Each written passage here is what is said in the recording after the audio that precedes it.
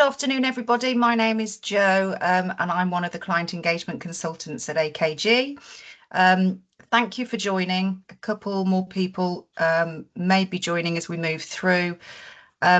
Little bit of housework really first. If you're happy to keep yourselves on mute until such time you want to speak, that would be great. Thank you. Do get a little bit of feedback when the presentation's on, so if that's okay. If you wanted to put a question in the chat, feel free to do so. There's also a Q&A tab that you can use as well. We'll go through the webinar today, and then at the end we will have a Q&A session. So if you wanted to sort of have more of a chat between us, then please do hang on till the end. So yeah, my name's Jo. Today presenting with me is going to be my colleague Adam. Adam, can I ask you to introduce yourself? Yeah, thanks, Jo. Hi, everybody. Pleasure to meet you all. So yeah, my name's Adam Brooks. I've worked in social housing for most of my adult life, from like late 1990s on till about 2017, when I started a teaching career, basically teaching what I've always done, management and leadership in social housing, supporting vulnerable people and so on. And yeah, it's a privilege to do this kind of work. So that's me. Perfect, thank you, Adam. So for those of you who don't know Adam or myself either, Adam's one of our main CIH and housing tutors at AKG, and possibly support many learners that some of you may have on programme with us already. My role essentially at AKG is to link organisations with our courses. So if you do at any point in the future have any questions, please do drop me an email, and we'll be able to come back to you with some solutions. To kick off then, so why have we done today's webinar? Well, we started our webinars a few months ago, and really what we want to try and do now is follow the changes or any updates in the competence and conduct standard, and really discuss the best way forward for housing associations, councils, charities, anybody who falls under that regulated bracket.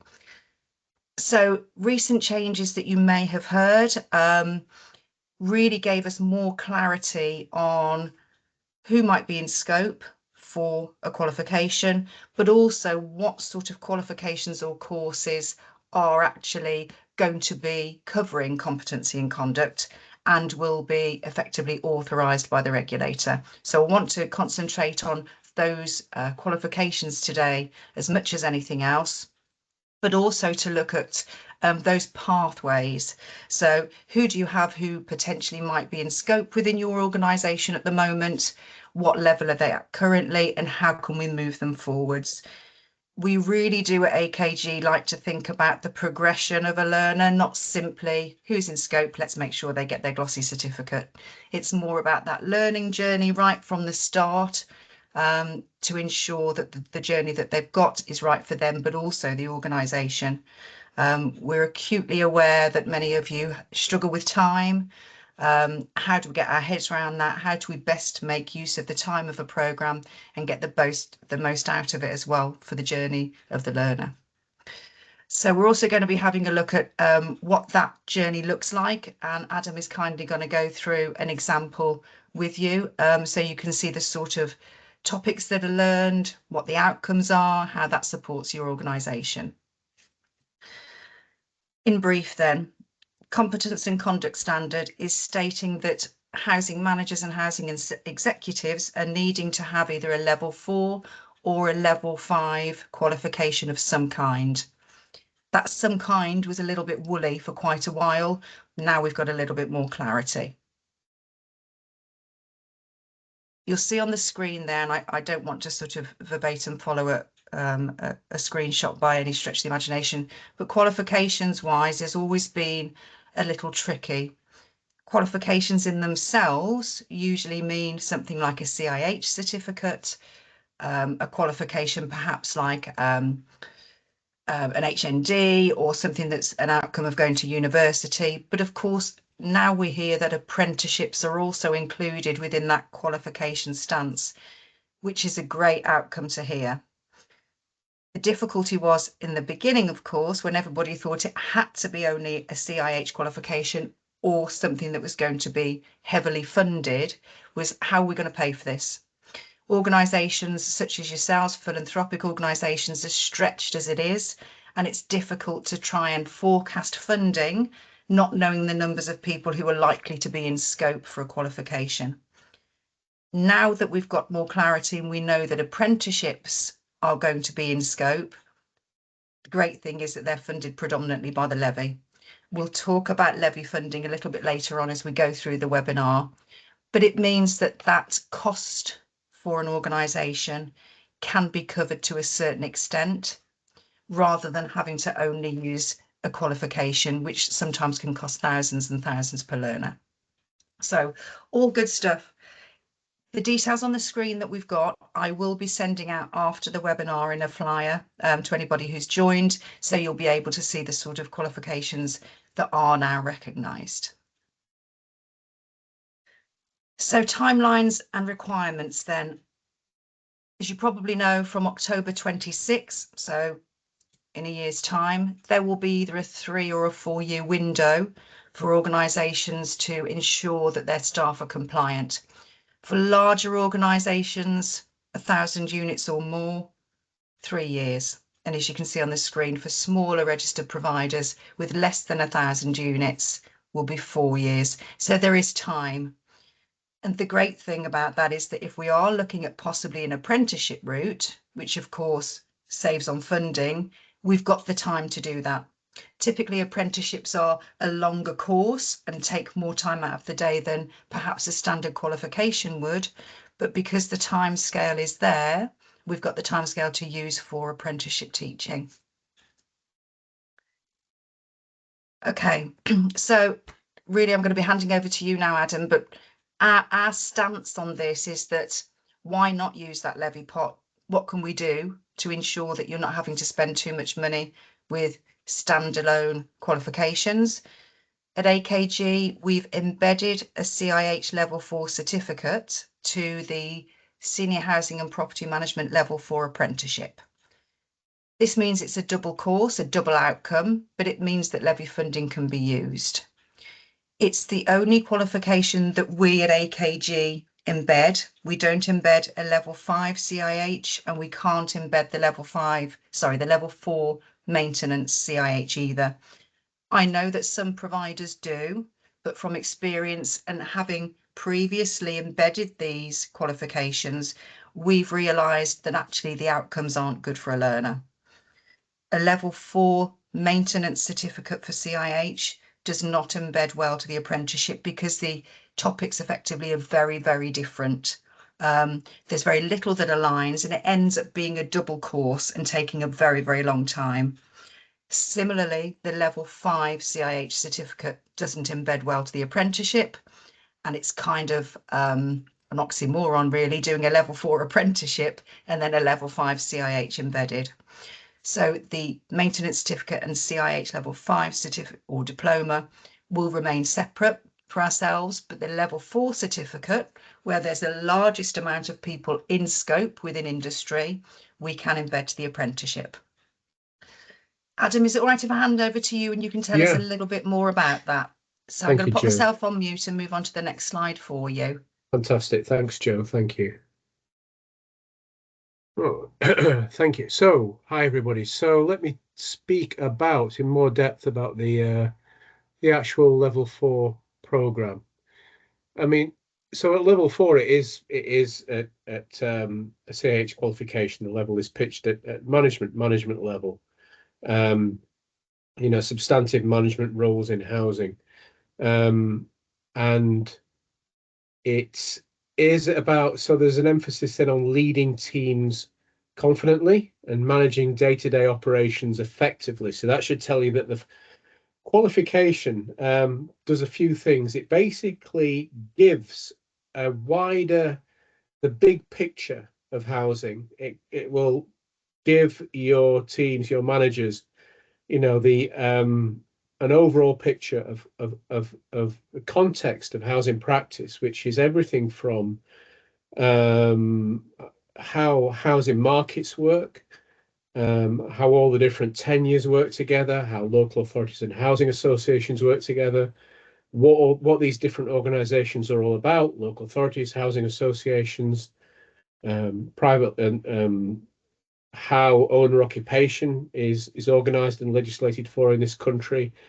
We cover housing law, kind of quite a comprehensive sweep of that. We have a unit, a study subject dedicated to housing law, but housing law is present all through the qualification, really. Understandably, it keeps popping up. So you get this kind of like global context for housing, really, but it's also extremely practical. For a knowledge qualification, what we do is the workshops that we have and the assignments will really ground what we teach into practice.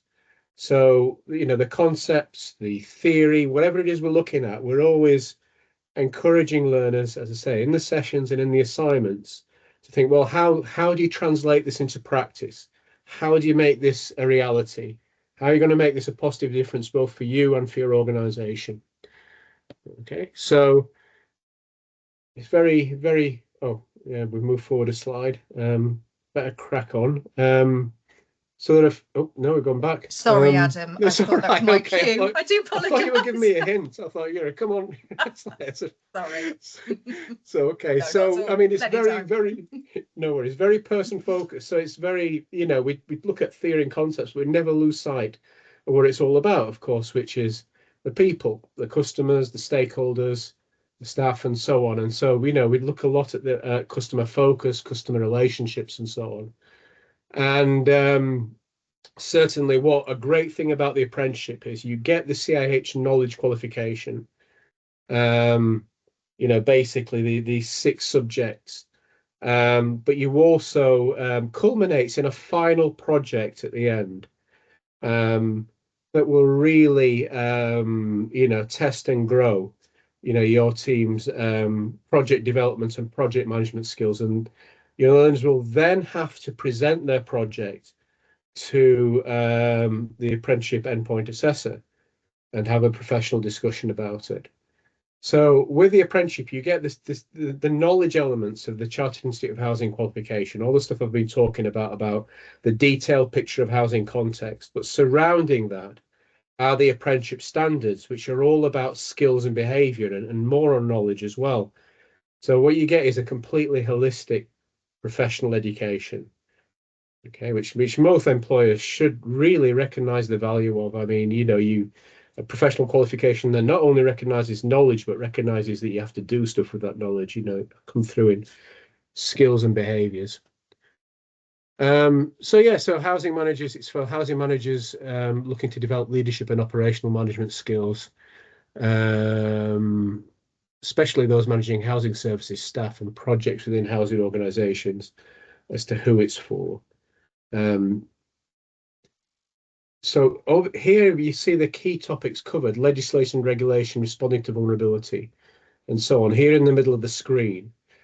So those are the key important themes that run through the course, but the actual subject headings of the units are called Professionalism in Housing, which is Unit 1, which is looking at the whole professionalism agenda in housing, what it means, the Chartered Institute of Housing Code of Ethics and Conduct, values and ethics in housing, the skills you need for leadership and management in housing, reflective practice and professional development planning. We'll look at all those things. Then we look at customer focus in housing, which is looking at all kinds of stakeholder relationships across housing, customers, partners, and also contraction, the whole procurement journey. We'll look at that in that unit.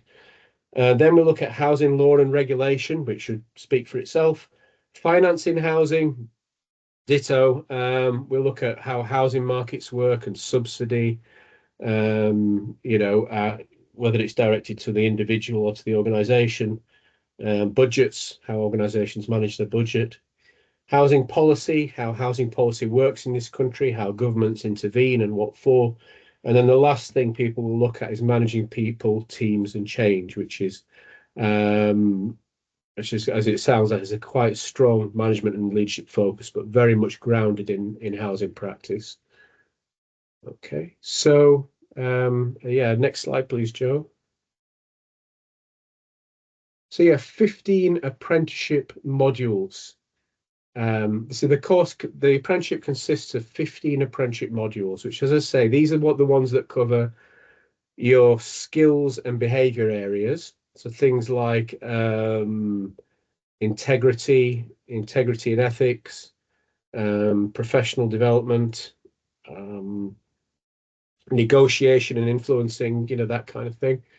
Also some knowledge areas, and then you have your 6 CH units, the knowledge units that I've just talked through. And these are delivered together, running parallel. So you have, it will basically, you'll have a session every month. The CIH units are roughly every 6 weeks. The apprenticeship modules are monthly, which is roughly how it works. The sessions are about 3 to 4 hours long. Certainly the CIH units need a good 4 hours of delivery per unit. And the apprenticeship modules tend to be a bit shorter in terms of delivery length, maybe 2 hours, 3. And linked to each one is an assignment, an assessment, an assessed piece of work. I won't, which employers are. Well, I won't talk about off the job because that's not part of my remit here. But so the apprenticeship modules and units, they run concurrently until month 16 and 17, which is when you kind of dive into the whole area of project and endpoint assessment. The project, I've talked a little bit about that. Endpoint assessment 2, where you present your project and you have a professional discussion or a Viva based on the apprenticeship criteria. Okay, so which covers that particular slide, I think. Okay, so we work with a range of different housing organisations, and like local authorities, housing associations, but also in this role, we've like recognising that there are outside of housing associations, there are for-profit providers, profit-for-purpose organisations, as they're called, as well as your traditional, in air quotes, housing associations. So we work with a wide range of providers, of housing organisations. And this is great. When you have a mixed cohort, you get this fantastic benefit of learners, not only learning from learners from different organisations, but, organisations that are kind of structured quite differently as well. And that can make for a really rich learning experience. And, the organisations we work with, some are very kind of local community based, but others are the big national, regional organisations as well. Our approach is adaptive because, we really listen to the needs of employers, organisations, about, what it is about the makeup of their organisations, what's really, lighting the burner under the organisation at the moment, where the pressure points are for, them, their learners, and so on. And if there's anything in particular they want us to emphasise in our sessions, then we will do so, of course. We have to cover the ground we have to cover, but we'll do that in such a way that we'll very much listen to what the needs of learners and organisations are. For example, for some organisations, just on a very practical point, it really suits them to have 4 hours blocks of teaching with a break, say roughly monthly. Others are say, oh no, can you please split it into 2 separate sessions in the day, separated by lunch? We'll do that. We're not overly rigid about how we kind of time and structure the sessions. And if somebody wants us to kind of dwell on a certain point or emphasize or really bring out a certain point or a certain theme that's really relevant to the learner and the organization, then we'll do that. So also we do tutorials, additional tutorials as well, where if a learner is really stuck on a particular theme or wants us to go over something, then we will do some a little bit of extra dedicated teaching time on that, of course. I find that most learners really do appreciate the tutorials that are about assignments. If they need a bit of extra help on meeting the requirements of assignments, or even understanding feedback, then tutorials tend to come into their own. Our cohort sizes are up to 15 learners, which you know, to me it shouldn't really go beyond that, but to me 15 is a good size, you know, to get that kind of full range of learner experiences, and to have a kind of quite a rich learning environment and lots of interaction. But as I say, I mean, I've, you know, like I work with people one-to-one in some cases, or groups of 2 or 3. So it really does vary. Again, that's really down to the needs of the organization. But we can, just to say, we can, you know, work with a range. We're not one of these organizations that say, right, you know, we won't start the cohort until we reach a certain level. You know, we will listen to you. As I say, my cohort sizes range all the way through from 1 through to 14. Yeah. Okay, so I think that is me done then, Joe. I'm happy to answer any questions at the end. Lovely, thank you, Adam. Perfect. So what I really want to talk about now is, obviously we've been discussing the embedded level 4 certificate, embedded to an apprenticeship, which means for organisations to use this route and to use levy funding, there will be areas that we need to consider first to ensure that anybody who's looking to take on an apprenticeship understands what the requirements are. Obviously, there's government funding involved here, so we have a certain amount of rules and regulations to pass and to ensure that someone is actually eligible for an apprenticeship. So there will be some enrolment steps, a little bit more than perhaps a standard CIH qualification, that we'll need to go through just to make sure someone is eligible and that the funding is there. But apprenticeships themselves, long gone are the days of you did an apprenticeship, you went to college once a week looking at 4 dirty walls and filling in your workbooks, that it was only for school leavers. Things have changed. So apprenticeships can be used for any age, at any skill level, and starting at any skill level. No one needs to start an apprenticeship at a level 2 and work their way up. We always consider what skills, knowledge, industry experience that somebody's got before we decide which level they need to go on to. But if it is a level 4 that you're looking to go straight into, fine. If you've got a workforce where perhaps you've got some staff who perhaps aren't quite ready or in scope for level 4, but you think would benefit from the learning journey towards a level 4, perhaps start them on a level 2 or a level 3 apprenticeship, and then they can progress very nicely onto an embedded level 4 apprenticeship come qualification to ensure that they are obviously gaining their certification. The great thing about apprenticeships, again, is that the funding is there, but also there's support within the workplace, more so than a standalone qualification. The employers are more involved, line managers are more involved. For an apprenticeship, there are meetings with line manager, learner and tutor very frequently throughout an apprenticeship course.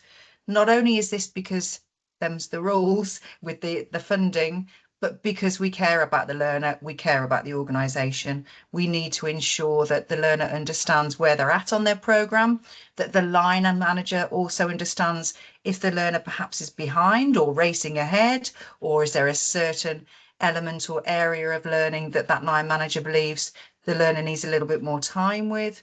So areas of check-up points, I suppose, is what I'm saying throughout an apprenticeship. That you wouldn't get ordinarily in a standard CIH standalone programme. Eligibility then. We need to ensure that learners are eligible. And I'm not sure why that's not showing up on the screen. I'm not sure. Jack, are you available at all? Can you tell me if the slide, it usually comes up if you click it with the cursor. Yes. That's the way. If you give that a click, it should work. Can you see the writing in the boxes underneath? It's not No. showing on my screen. If you stop presenter, if you come out of presenter view, maybe that will do it. If you just click through, that should let you. They should appear individually. So if you try clicking to the next slide, for example. There you go. There you go. Ah, There you go. That's the first one. this is really clever stuff, isn't it? This is, you know, this IT malarkey is well above my remit. Apologies, folks. Okay, so eligibility. Really important that in order to be eligible, that a learner has been based in England for at least 3 years.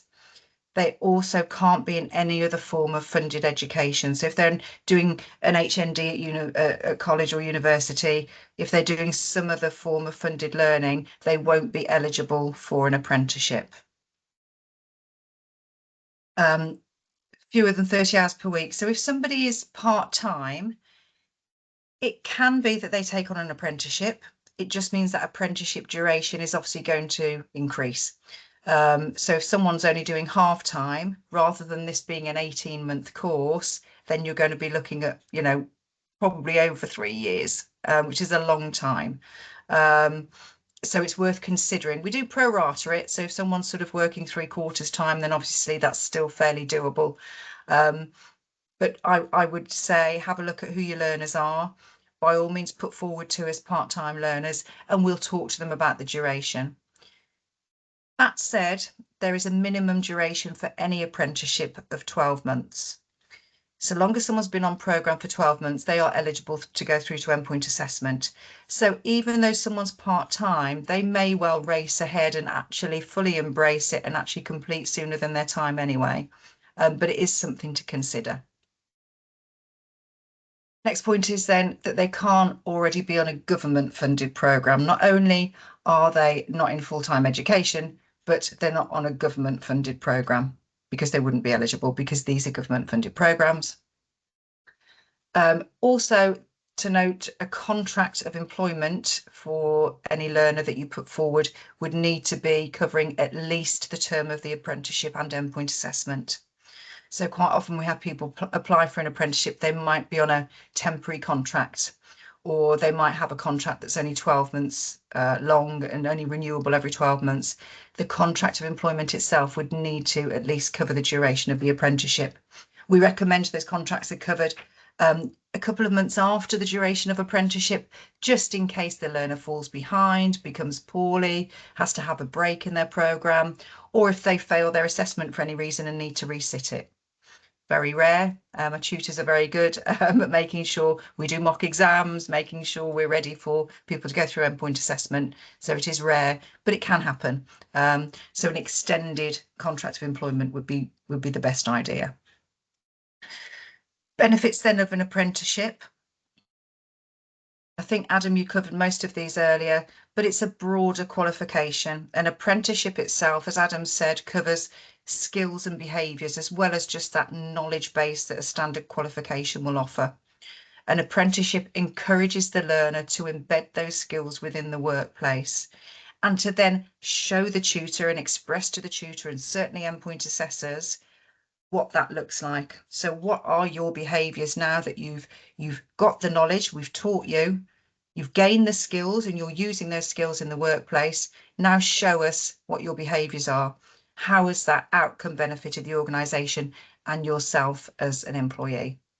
So lots more theory behind an apprenticeship, but also workplace practice. And that's something that an endpoint assessment, which comes with any apprenticeship, really focuses on.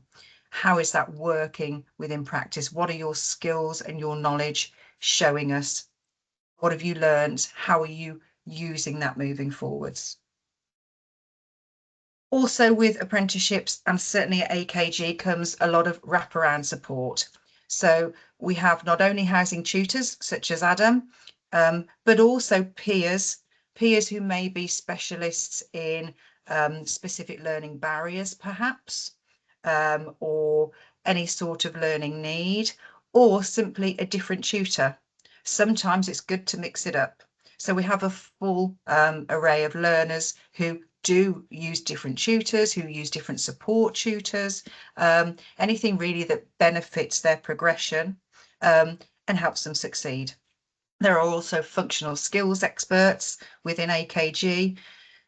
The rules and fundings for apprenticeships changed this year when it comes to functional skills. It used to be that if a learner hadn't acquired functional skills, maths and English at grade C or above, or 4 and above as it is now, that they would need to do their maths and English functional skills again with us or whoever the training provider is. That changed. It's now the decision of the organisation, so you guys, but also of the learner, to confirm whether they want to do any further functional skills training. It's mandatory up to the age of 18, but it'd be very rare that anyone at sort of 16, 17, 18 would be doing a level 4 embedded CIH apprenticeship. So it's something for you to consider, but it's very common that certainly with the new competency and conduct standard that we have many learners who are, let's face it, my sort of age, not far off retirement. And so it may have been a fair few years since they've been in full-time education. And it's very common that people have been experts in housing for many, many years, come to join an apprenticeship and get a little bit scared because actually they don't have their maths and English GCSEs. Now that that's changed and the rules have relaxed, it's a lot easier. There's a lot less resilience. We do need to see that people can fulfill their learning and outcomes of learning. So we will still assess for maths and English right at the beginning of enrolment to make sure someone's capable of producing the work. But if not, we've got support. And if somebody wants to take their functional skills, we can put them through a programme, and we've got support tutors who can assist as well. Okay. Off the job learning. Adam, you touched on this very briefly earlier. With an apprenticeship comes a requirement for off the job learning hours. Off the job learning hours can sound, sorry, I've skipped a slide again. Click happy today. Off the job learning hours can sound quite daunting, and the average is 20% learning time of someone's working week.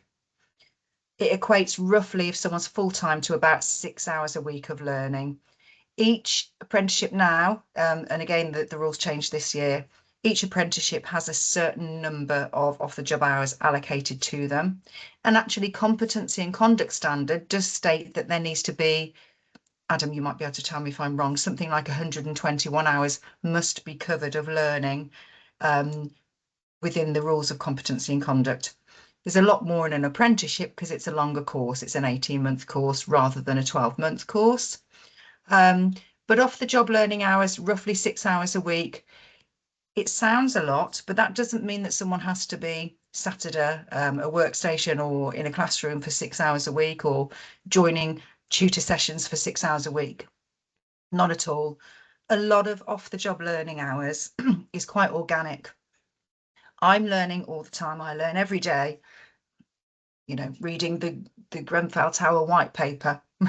Okay, a lot of bedtime reading, but it's learning and it's relatable to a housing and property management course. I could count that as off the job learning hours. If someone's new to your organisation, you learning your core values, learning about your processes and your procedures, that's off the job learning. If someone is shadowing a line manager, learning a new skill, that's off the job learning. So there are lots of ways where we can count off the job learning, which isn't actually just completing a workbook for their course, perhaps. So please don't be frightened by the fact that there are off the job hours needing to be shown to complete an apprenticeship. As I say, probably half of it is organic learning anyway. So whilst the learner or your delegate will need to record how many learning hours they have learnt throughout the whole of the course to be compliant to go to endpoint assessment, it can be recorded as any sort of learning as long as it's new learning. Might be lots of questions about off the job learning, but it is a requirement of an apprenticeship. So it's one of those hoops we do need to jump through to ensure that we can embed a CIH to an apprenticeship to save funding.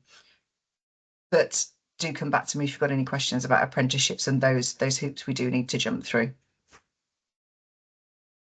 Okay. Flexibility then.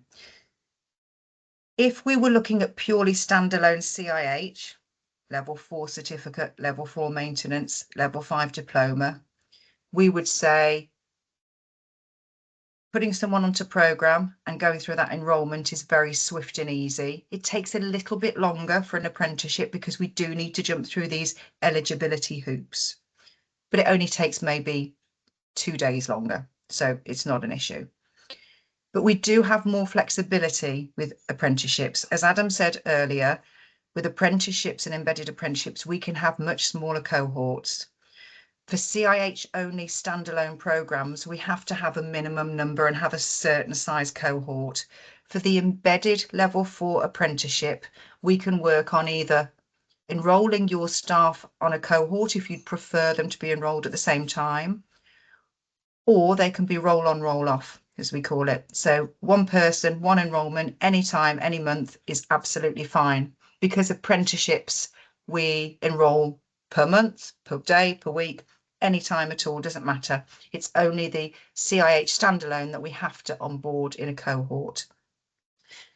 As Adam said, it's great to learn within a cohort. And if we do have a number of level 4 embedded apprenticeships starting at the same time, we will tend to cohort them if everyone's in agreement, simply because it makes more sense and their learning is much more constructive. Certainly for the CIH part of that course, those workshops that Adam was talking about, it's much better for those to be cohorted so that people are learning together, bounce back off each other, learn what happens in someone else's organisation, what is best practice, how can we share this throughout our industry.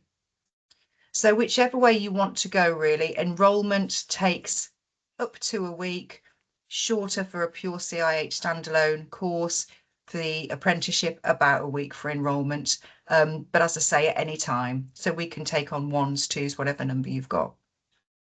Okay. Incentives then. So incentives for apprenticeships, if somebody is a younger learner, you probably know this about apprenticeships already, there are incentives from the government. Also, because these are apprenticeships and paid for by the government levy pot, if you are not a levy paying organisation, i.e. you don't have a wage bill of 3 million or more, if you're an SME, if you're a smaller RP, then we can find levy funding for you. So if you don't have a levy pot, normally you will be required to pay 5% contribution towards the cost of an apprenticeship. Now, a level 4 apprenticeship in housing is £9,000. If you've got 10 learners and you're having to pay 5% of that £9,000 for 10 learners, it's a lot of money. It starts to build up. What we can do if you're a smaller provider and you're a non-levy payer is acquire levy funding for you to cover the whole amount so that you don't have to pay that 5% contribution. We have donors, levy donors all across England, large organisations, Lloyds Bank, local councils, Boots, big corporations who don't use all of their levy, who will gift that levy to you as a smaller SME to cover that 5%. Effectively, the whole of the funding is sent to you, but it means that you don't have to pay that 5% contribution. All you'll need to do is accept the donor funding through the DAS account, link with ourselves, and off we go. So effectively, you're not having to pay for that training, which before competency and conduct changed last month or came out with more clarity for us about being able to use apprenticeships, was going to look very, very expensive. Now that levy funding can be used and apprenticeships can be used, hopefully it's going to really ease the burden on the industry and the financial planning that they're having to do. Okay, continuing the conversation. I think you've probably all got my details, my email address, but do let me know if you've got any specific questions. But what I would recommend that you do is, if you want to chat through further, let me know. But review your staff roles. Who is likely to either be in scope right now or who may be in scope within the next few years for either a level 4 or a level 5 qualification.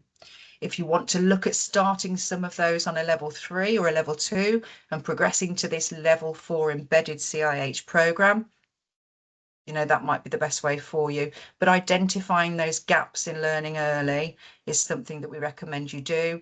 And if that's an exercise that you would like us to support you with, again, please do reach out. Okay. Questions. I notoriously am known for being able to talk for a long time. So does anybody have any questions? Are there any questions in the chat? Anybody of AKJ who's on? Anything I can support I can't see with? any questions. Can't see any questions in the chat. Okay. Anybody else? Any questions at all about apprenticeship funding, about CIH itself, or about apprenticeships?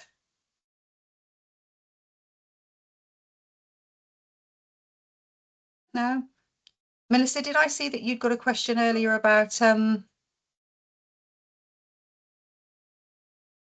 don't think Melissa's there, about CIH themselves. Yes, I remember it now. There was a question that came in about CIH qualifications, in that are we still doing standalone level 4 certificates rather than just the embedded with an apprenticeship, and are we still doing level 4 maintenance? Yes, and yes, we're still doing level 5. As I said, level 4 and level 5 maintenance or certification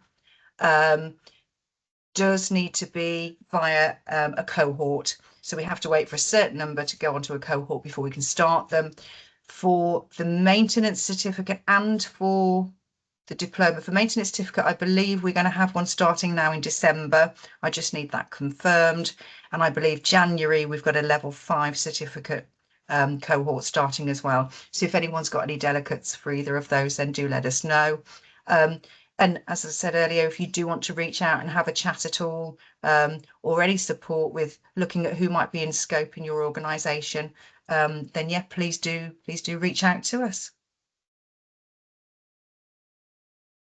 Okay, if there's no questions, then thank you all for joining today. I hope you found that supportive, and do watch out for the next webinar that should be coming up in the next couple of months.